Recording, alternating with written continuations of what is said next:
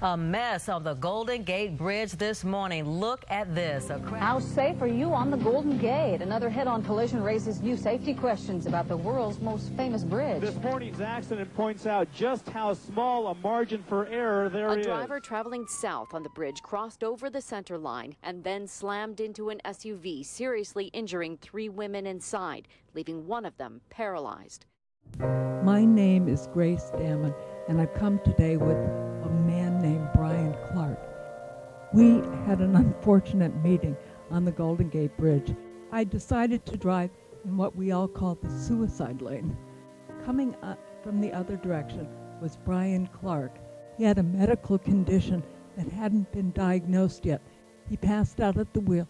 He crossed over and hit my car right at the door. It was an accident that had many causes and conditions. And here we have proof of what it costs when dangers are not dealt with. Dr. Damon and her daughter were left seriously injured, and others, sadly, have lost their lives.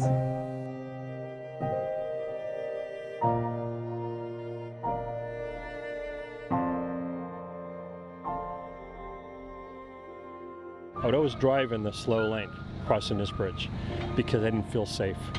You always had that thought that somebody coming the other way may kind of step on the wrong pedal. Just being in that far left lane, the cars coming at you and realizing they have thousands of tons of moving metal coming right at you, separated by 2 feet, just didn't seem all that safe. I mean, seriously, there's like these cars, going so fast right into you. It always seemed like if something would happen, someone could just swerve into your lane. If they one slight move to the left, and they could hit me. The collision is deadly. Many conditions can be changed and could have prevented the accident. The median barrier being the one that we're celebrating today.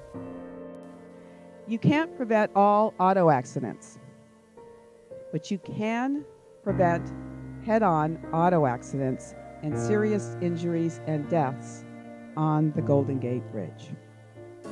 Today, we're going to stop saying what if on how to save lives, and we're going to do it.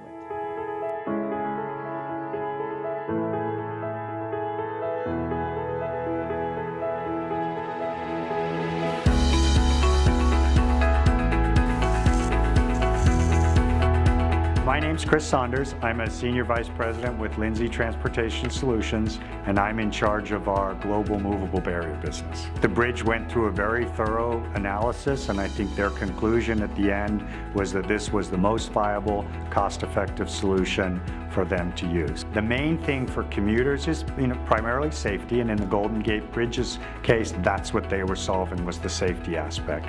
At a certain point, they determined that they could not use our old 24-inch barrier, so we ended up designing a new, narrower barrier that gave them the lane widths that they wanted.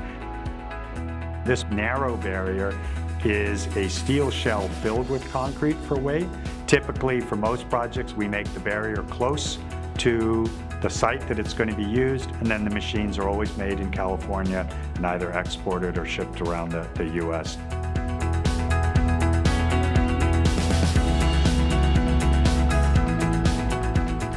The Golden Gate Bridge District basically decided that we would close the bridge on Friday night about midnight. We had 3 crews setting barrier in different directions, and we set the barrier in about 18 hours.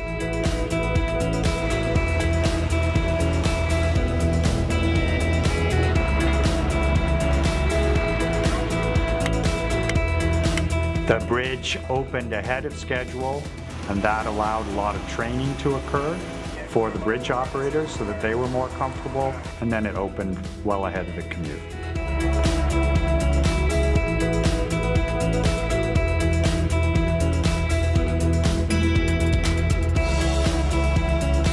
This is definitely a A+ in terms of safety. So what I really like about this system is that it feels safer, particularly when you're driving at different hours of the day. If anything, I've heard people say, oh, it's so cool, have you seen it happen? Seen how it works? And I just think the fact that they move it every day back and forth is just awesome.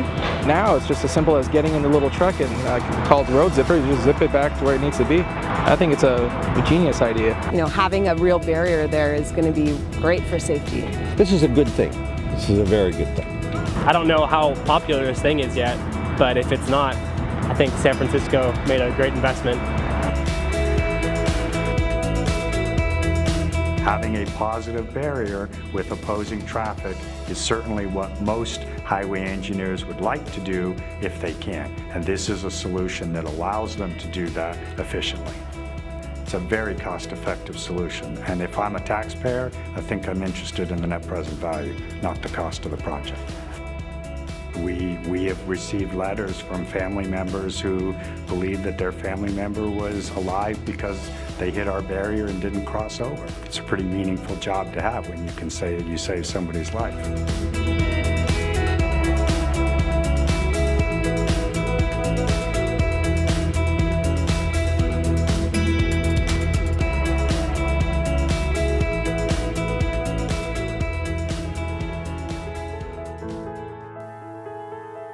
This barrier is really about public health and the threat that is caused by traffic coming in either direction. We have an obligation to eliminate it.